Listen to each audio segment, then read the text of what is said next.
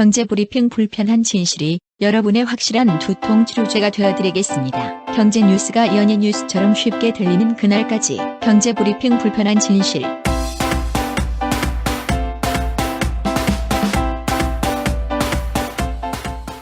경제브리핑 불편한 진실 3월 3일 순서 시작하겠습니다. 저희가 어제도 첫 출발에 관련된 얘기로 마무리를 했잖아요. 네. 오늘은 시작을 또 첫 출발 관련된 얘기로 좀 할까 하는데 페이스북에 요즘 재미난 게 있어요. 뭐냐면 요즘 대학가에 신입생 환영 플래카드가 엄청 많이 붙어 있거든요. 네. 근데 플래카드가 톡톡 튀는 문구로 신입생들을 격하게 반겨주는 그런 것들이 되게 많다고 그러더라고요. 제가 20년 더 전이네요. 그 격하게 반겨주는 사람한테 완전 당했잖아. 왜 당해요? 테이프 장사였거든요. 학습 테이프라고 들어보셨어요? 뭐 영어 테이프나 뭐 이런 거? 뭐 리포터 쓸 때도 도움이 되고 어쩌고 하면서 테이프를 한 3, 40개 007 가방 같은 데서 담아다가 파는 사람들이 있었거든요. 격하게 반겨줘서 속아가지고 결제해버리고 말았잖아. 그런 플랜카드 말고요. 학생회나 단대에서 단 플랜카드가 재밌는 게 많다는 얘기예요. 일단 좀 소개를 드리자면 얼마 전 끝난 응답하라 1988에서 신조어가 하나 있었죠. 어남택. 어차피 남편은 택이다. 이거를 인용해가지고 재미난 문구가 있는데 어차피 여대라 남자는 택도 없어. 이렇게 붙여놓은 데가 있어요. 그리고 이런 것도 있네요. 동생아, 여기가 나의 페이버릿 대학이란다. 페이버릿, 좋아하는 이런 뜻이죠. 그런데 이 플랜카드 오른쪽에 커다랗게 드라마 속 정봉이로 나온 친구 있죠. 안재홍 씨. 예, 그 친구 얼굴이 딱 박혀 있어요. 그리고 이것도 1988 시리즈로 유명해져서 개그 콘서트에도 이게 소재가 돼가지고 나온 얘기가 있어요. 뭐냐면 아이고 새 사장 반갑구만 반가워요 이런 얘기 있었잖아요. 그렇죠. 어느 대학에서 멋진 문구로 썼네요. 그리고 언니들이 미팅 잡아놨다 전해라. 이건 백세 인생. 예, 그 노래 가사를 패러디를 한 것도 있네요. 그렇죠. 그리고 제가 좋아하는 배우 유아인 씨가 베테랑에서 했던 명대사가 하나 있잖아요. 어이가 없네. 근데 어느 대학교 수학과는 수학 공식을 하나 써놓고 뭐라고 써놨냐면 이가 없네 이렇게 써놓은 거야. 상당히 기발하죠. 그리고 유재석 씨 등장하는 문구도 있어요. 경재야, 오빠랑 이코노미 야끼 먹으러 갈래? 경제가 이코노미니까 네. 그거를 패러디를 한 거군요. 네. 또 어느 국문과는 국문띠 이렇게 써놨더라고요. 그래서 이게 도대체 뭔 얘기인가 좀 찾아봤더니만 이게 기모띠라는 일본어가 있잖아요. 그렇죠. 기모띠가 기분 좋다 뭐 이런 뜻이거든요. 근데 국문과에서 일본어를 이렇게 패러디해도 되나? 그러게 이건 좀 하고서 욕을 먹을 것 같아요. 그리고 센스 넘치는 화학과가 또 있어요. 새내기다. 화학. 화학과를 아주 강조를 하고 있군요. 그렇습니다. 새로운 출발로 긴장하고 두려워하는 친구들한테 이렇게 멋진 문구로 응원해 주는 건 진짜 좋은 일인 것 같아요. 너무 술만 먹이지 말고 이렇게 우리 주변에서 새 출발하는 친구들 응원을 해줬으면 좋겠다는 생각이 듭니다. 응원을 빙자한 사기는 치면 안 되죠. 제가 당한 것처럼. 혹시 기부해보신 적 있나요? 이런 질문을 하면 나 먹고 살 것도 없는데 기부는 무슨? 기부는 션, 정혜영, 김장훈이나 하는 거 아니야? 라고 하시는 분들이 많습니다. 하지만 기부는 돈 많은 연예인의 전유물이 아닙니다. 무료 기부 사이트 위시플렉스에 접속하면 누구나 기부천사가 될 수 있습니다. 어떻게 가능하냐고요? 위시플렉스의 나만의 위시에서 매주 마음에 드는 신상 10개만 고르면 됩니다. 물론 사는 것이 아니라 찜만 하는 겁니다. 그러면 기부머니 500원이 매주 생기죠. 이 기부머니를 경제브리핑 불편한 진실 같은 프로젝트에 후원할 수 있습니다. 참 쉽죠? 보너스도 있습니다. 매주 추첨을 통해 골라놓은 신상을 최대 90% 할인된 가격으로 살 수 있는 기회도 제공합니다. 기부도 하고 신상도 챙기고 그야말로 꽉 먹고 알 먹고입니다. 이래도 기부는 나와 상관없는 딴 나라 이야기라고 하실 건가요? 당장 위시플렉스에 접속해 자랑스러운 기부천사의 이름을 올리세요. 오늘 꼭 챙겨야 할 경제 브리핑.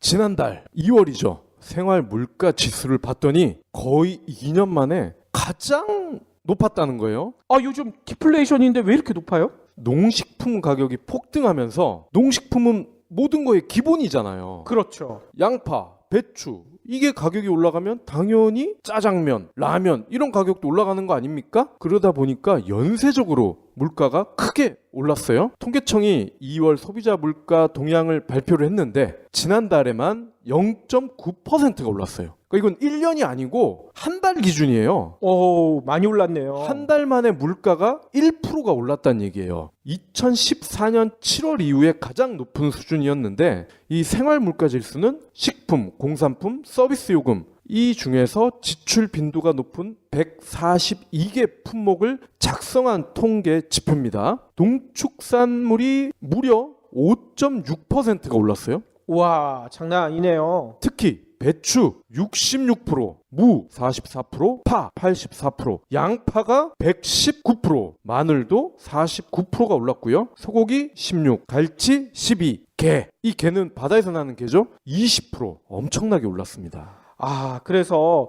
저는 중국집에서 짜장면 먹을 때 단무지는 잘 안 먹거든요. 주로 양파를 먹는데 네. 지난번에 가서 양파를 좀 더 주세요 했더니만 절 째려보더라고.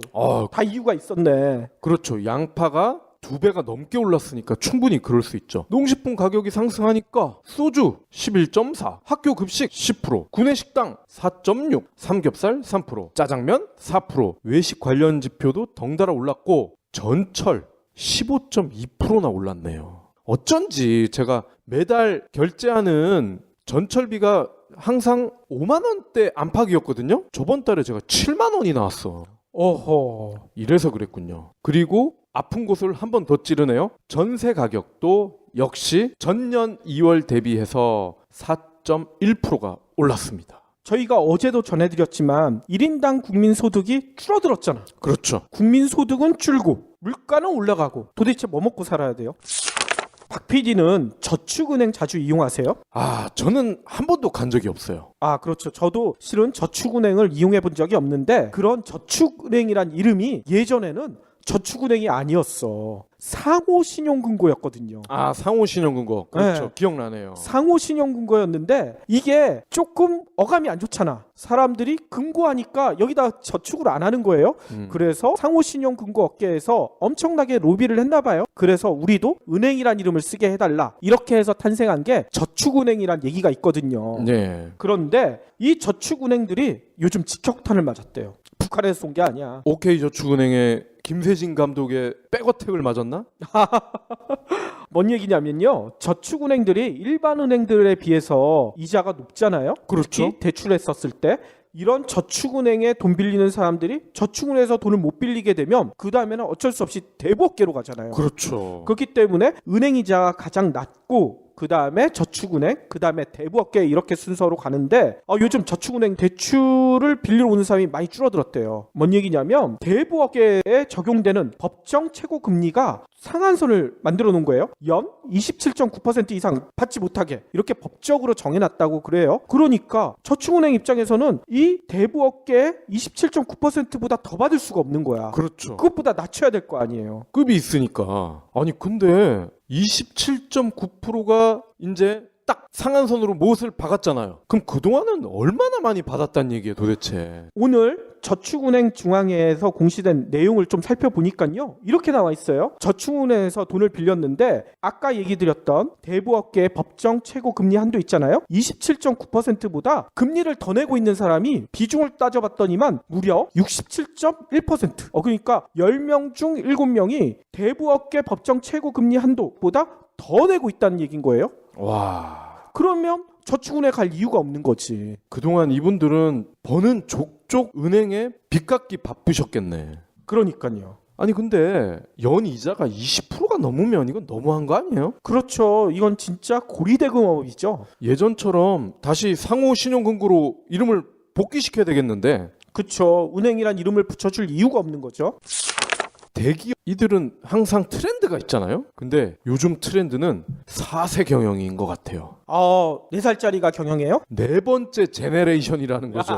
어제 두산그룹의 박정원 지주부문 회장인데 이 박정원 회장을 차기 두산그룹 회장으로 내정을 했습니다. 이 박정원 회장은 박승직 두산 창업주의 증손자예요. 그리고 박두병 두산그룹 초대 회장의 장손이고 그러니까 지금 현재 어제까지 회장이었던 박용만 회장의 장조카인 거죠. 장조카. GS그룹은 허윤홍 상무를 공이 전무로 승진을 시켰고 허서홍 부장을 상무로 승진을 시켰어요. 이렇게 하나씩 레벨업을 시켰다는 거는 곧 경영권까지 접수를 시키겠다. 이런 전략으로 볼 수가 있죠. 허준홍 전무는 허만정 창업회장이죠. 장손이고 허창수 회장의 오촌 조카라고 합니다. 코롱도 4세 경영체제를 본격적으로 준비하고 있어요. 작년 연말에 이웅열 코롱 회장의 장남 이규호 코롱 인더스트리 경영진단실 부장을 상무보로 승진을 시켰어요. 이 상무보는 이웅열 회장의 외아들입니다. 아니 근데 좀 황당하지 않아요? 아, 나는 이런 소식을 들을 때마다 위쪽이 생각이 나. 38선 위에 그러게 말이에요. 아니 21세기에 LTE 시대를 살고 있는 우리가 아직도 이런 세습 경영을 하는 대기업들이 지천에 널렸다. 아, 이거 뭔가 문제 있는 거 아닌가요? 저는 나라 망신이다 이렇게 생각이 들어요. 박 PD는 책 많이 사시잖아요. 한 달에 얼마 정도 쓰세요? 저는 주에 한 권 정도 삽니다. 아, 매주 한 권씩 예. 사는 거예요?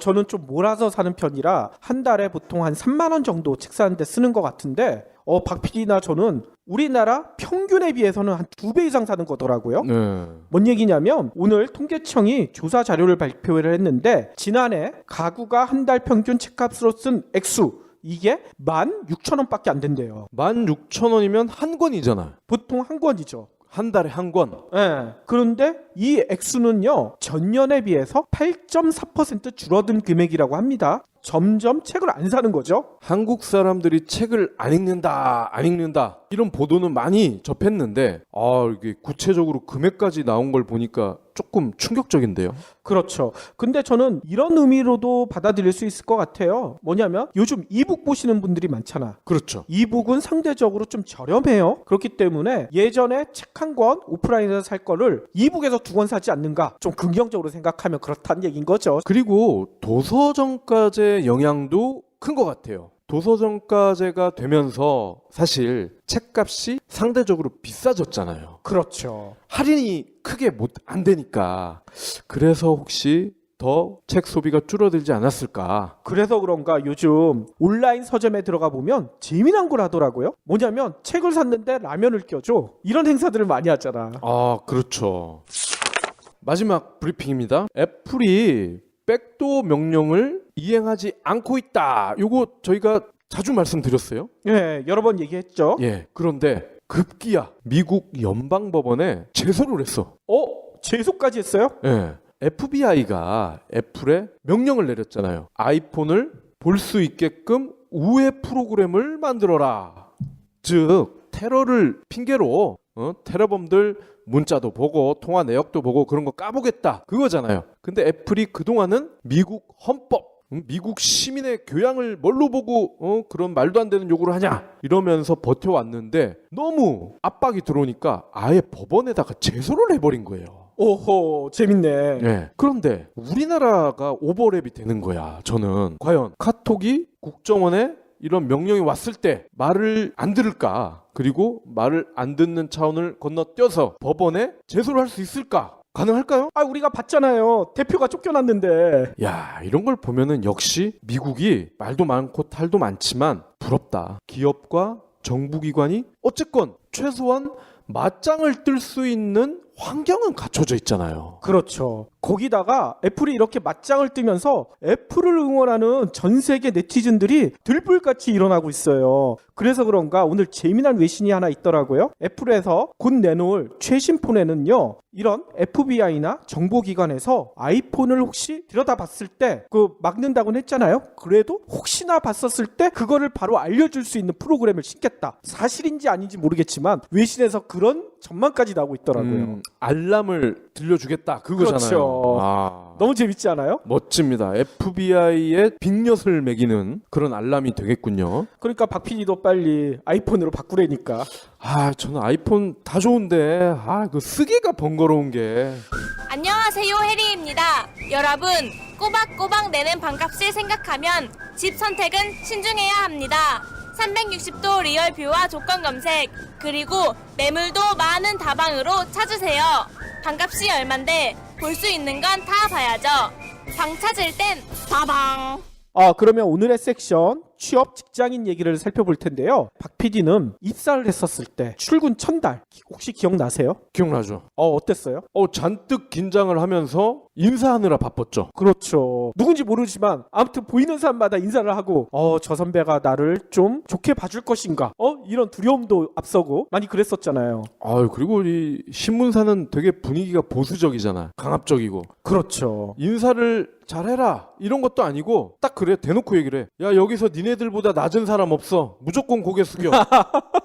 아직도 그 멘트가 기억납니다. 그렇죠. 저도 출근 첫날 이런 기억이 있거든요. 저는 원래 담배를 안 펴서 군대 다닐 때도 담배를 안 펴가지고 담배 때문에 좀 괴로운 일이 많았었는데 신문사에서 담배 때문에 저한테 무슨 문제가 생길 거라는 건 전혀 예상치 못하고 갔다가 제가 가서 이제 그날 마감 시간이 되니까 모든 책상이 굴뚝이 되는 거야 한순간에. 그렇죠. 다들 담배를 피고 특히나 여자 선배들이 다 담배를 피는 거야. 너무나 충격적이었어요 저는. 이게 여성에 대한 차별적인 발언 전혀 아닙니다. 저도 담배를 안 피기 때문에 당연히 여성분들도 담배를 안 펴야 된다. 저는 그런 생각을 갖고 있거든요. 남자도 당연히 안 펴야 되고요. 그런데 어떤 선배가 제가 인사를 하니까 자연스럽게 담배를 하나 주면서 긴장 풀어 그러더라고요. 담배를 피란 얘기예요. 근데 제가 그 순간에 저 담배를 안 피는데요 하니까 선배가 인상을 확 쓰는 거야. 나의 호의를 무시해? 그러니까 건가요? 말이에요. 그래서 저는 그런 생각까지 했었어요. 나 이 신문사에서 내가 과연 적응할 수 있을까? 저 선배 분명히 나 싫어할 텐데 저 선배한테 완전히 찍혔다. 이런 긴장감 때문에 그날이 어떻게 지나갔는지 실은 잘 기억도 안 나요.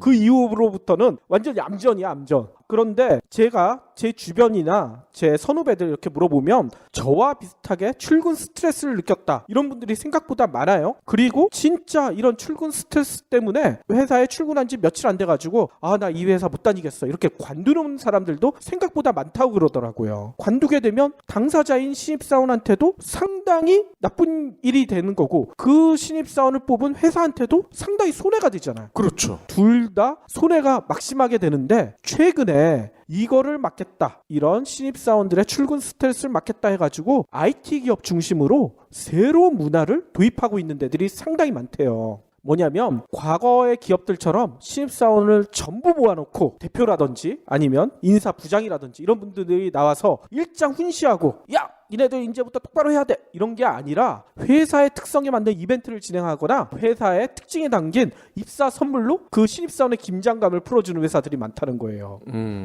옛날에는 그거를 주로 밤에 술 먹이는 걸로 대체를 했죠. 이런 IT 기업들의 재미난 노력들 지금부터 살펴볼 텐데요. 참고로 이거는 제가 직접 취재한 내용은 아니고요. 더 기어라는 매체가 있거든요. 더 기어라는 매체에 나온 내용을 제가 일부 발췌한 거니까 그거 미리 밝혀두겠습니다. 일단 배달의 민족 아시죠? 배달은 민족.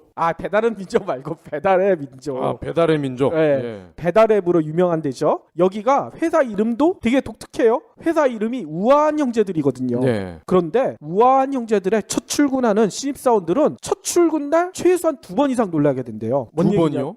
2번을 놀라게 된대요. 뭔 얘기냐면 회사에 들어가자마자 입구에 문구가 하나 딱 써붙여 있대. 그게 뭐냐면 9시 1분은 9시가 아니다. 출근 시간 정확히 지켜라는 얘기인 거지. 니네 지금부터 출근 시간 제대로 안 지키면 혼나! 이런 얘기일 거 아니야. 그러면 8시 59분도 9시가 아닌데 그럼 일찍 가도 안 되겠네? 그럴 수도 있고요. 그런데 이 문구에 놀라가지고 사무실에 들어가잖아요. 사무실 벽면에는 이런 게 붙어 있대요. 퇴근할 땐 인사하지 않습니다. 이 얘기가 뭐냐면 퇴근할 때는 위에 선배들한테 보고하지 말고 자연스럽게 나가라.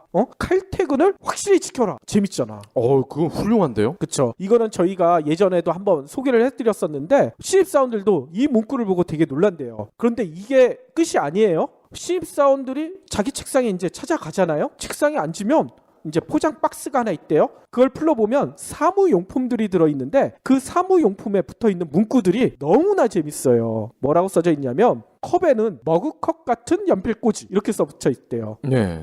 그리고 타올도 하나 준대요. 사무실에서 세수도 하고 이러니까 그때 쓰라고. 근데 타올에는 난 이미 글렀어? 너 먼저 씻어. 이렇게 붙어 있다는 거야. 너무 재밌죠. 그리고 양발은 왜 주는지 모르겠어. 양발도 한 켤레 준대요. 근데 왼쪽에는 왼발, 오른쪽에는 오른발 이렇게 써붙여 있다는 거야.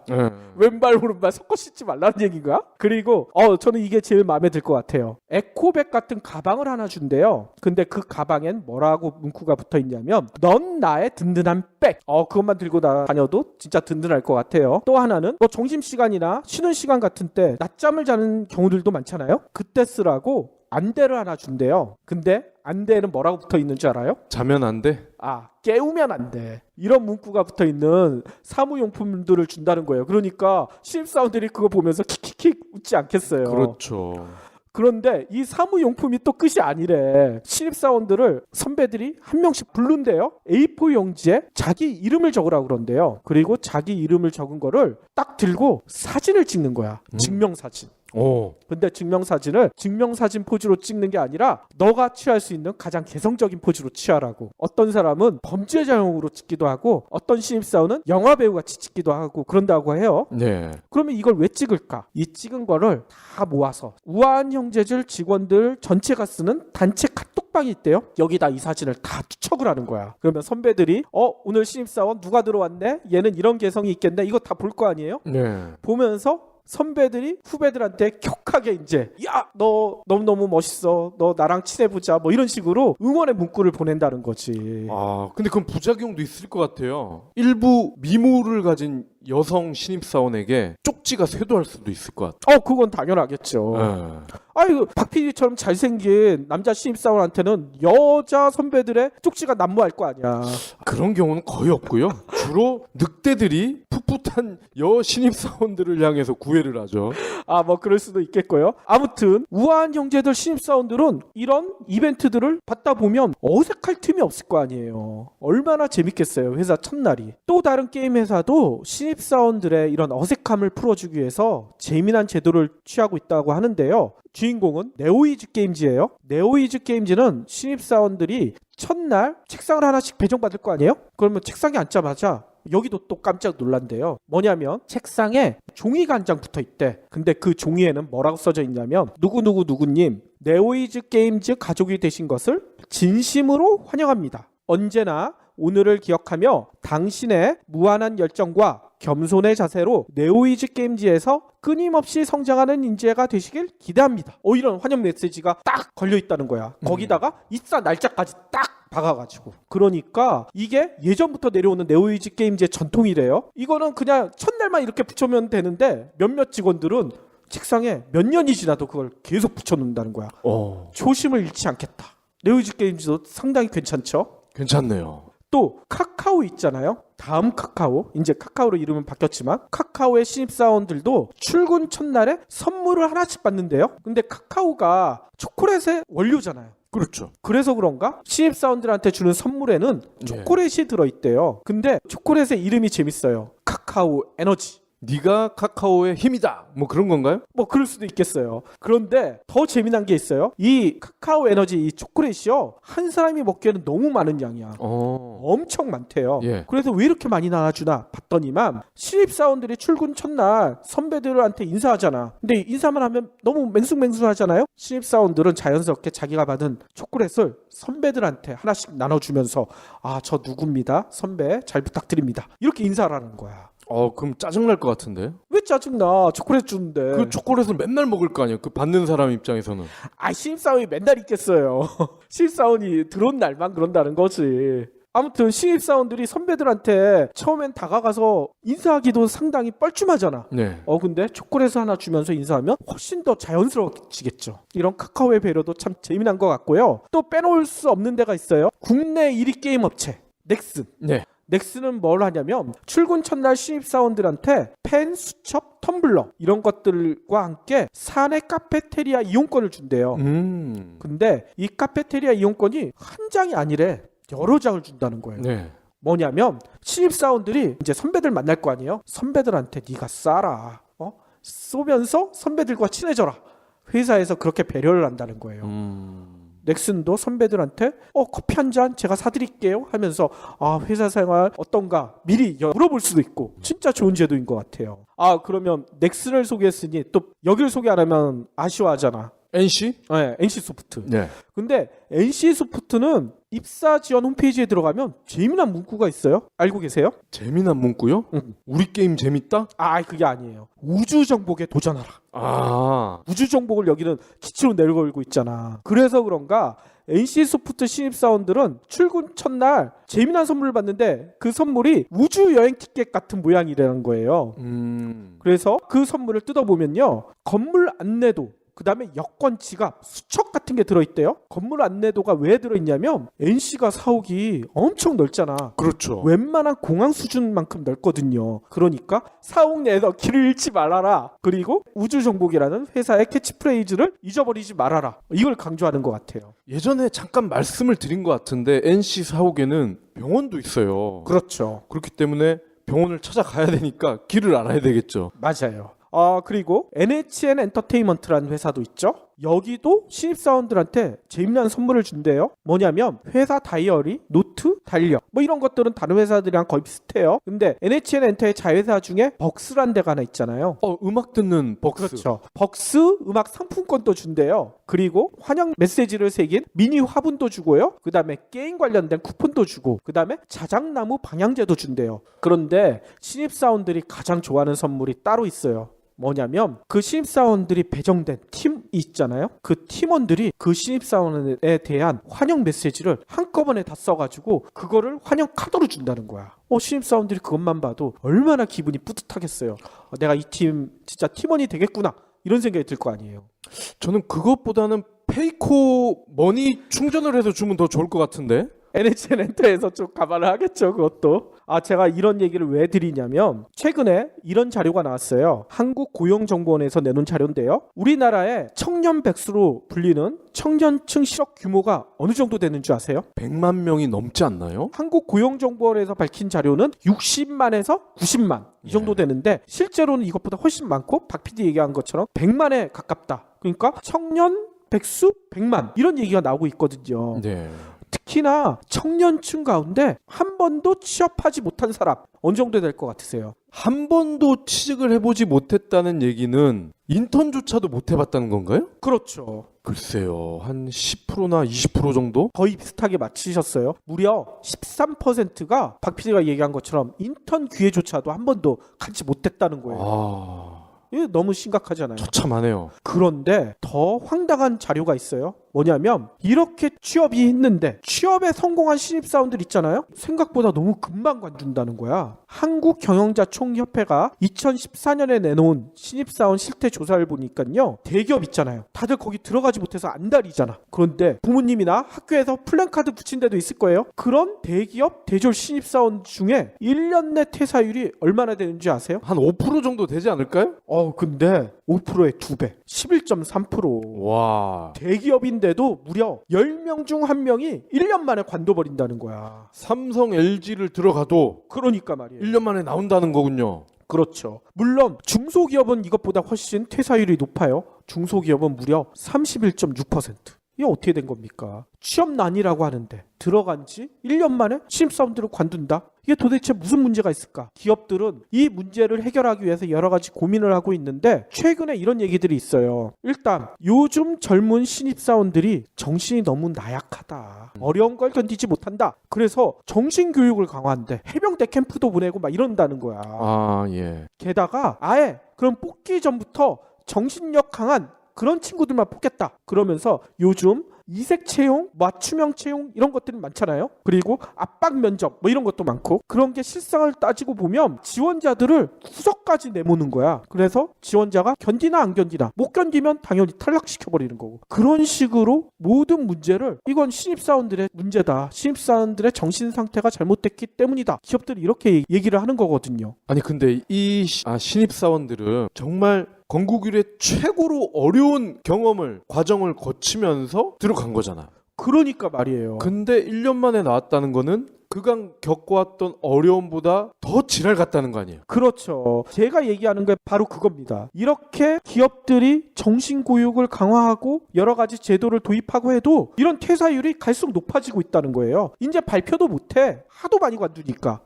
그러면 진단이 잘못되지 않는나? 이런 생각이 들잖아요. 신입사원들의 정신력이 나쁘기 때문이 아니라 기업들이 생각을 바꿔야 되지 않는가? 이 얘기를 드리고 싶은 거예요. 말하자면 앞에서 소개한 업체들, IT 업체들처럼 신입사원들을 진짜 따뜻하게 맞이할 수 있는 이런 다양한 이벤트나 선물 같은 걸로 신입사원들의 두려움을 없애줘야 신입사원들이 1년 만에 안 관두지 않을까, 이런 생각이 든다는 거죠.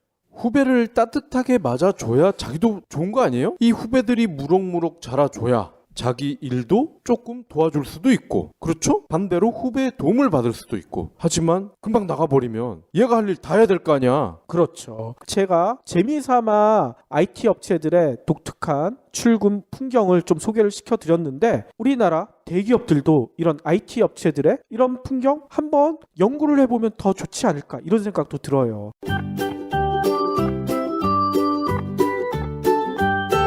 인류 최대 사기극이 뭔 줄 알아? 조이팔? 땡! 만년 전에 농업혁명이야. 에이, 말도 안 돼. 그럼 퀴즈 하나 더. 10만 년 전에는 인류가 몇 종이었는지 알아? 하나 아니면 둘. 또 땡! 6종이나 있었어. 에이, 믿을 수가 없어. 못 믿겠다고? 요즘 책도 안 봐? 김영사 베스트셀러 사피엔스에 다 나온다고. 그럼 인류 미래에 대한 이야기도 나와? 당연하지.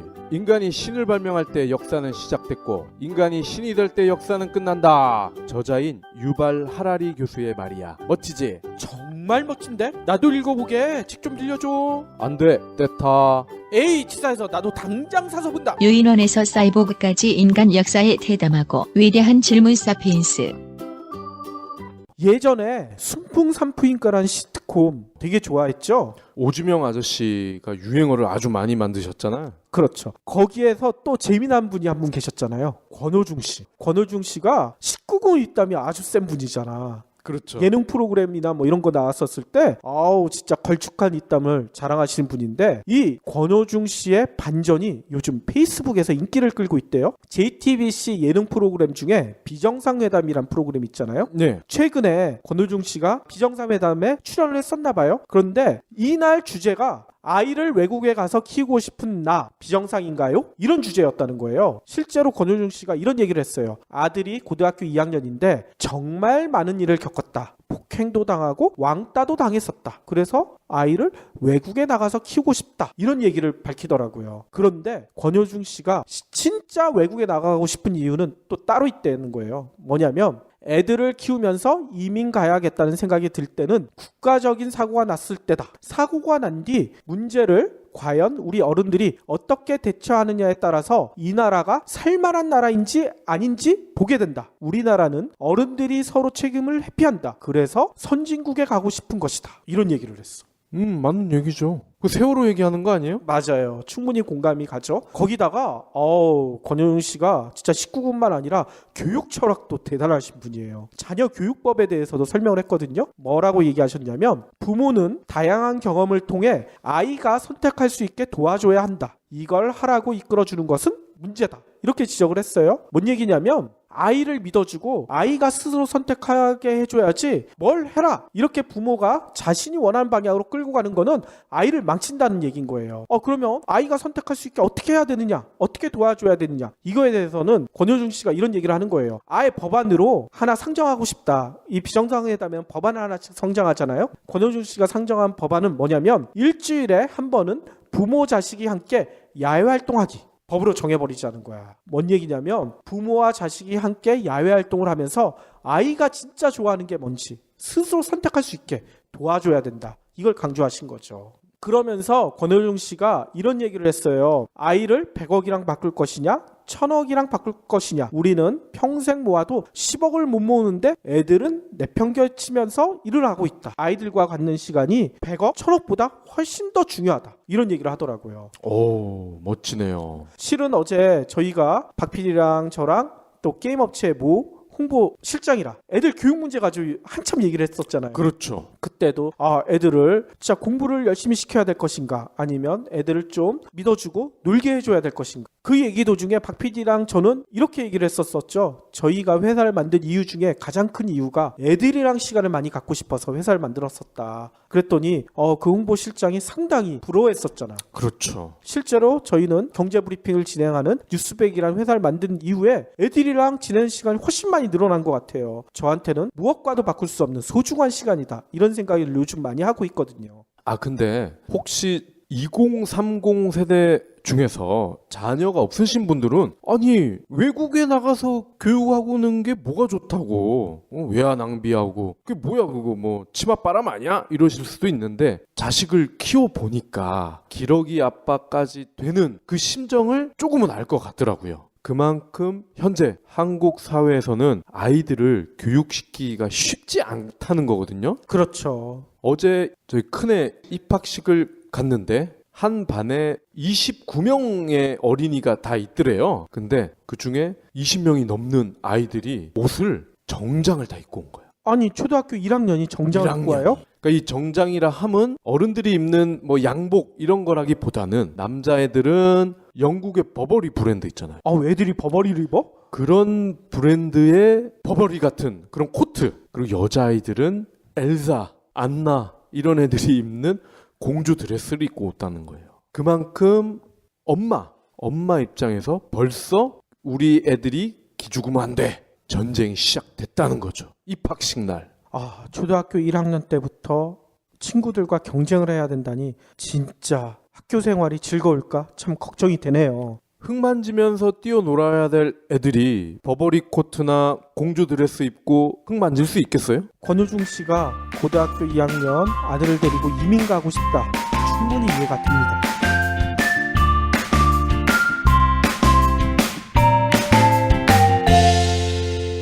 본 팟캐스트의 저작권은 뉴스백에 있습니다.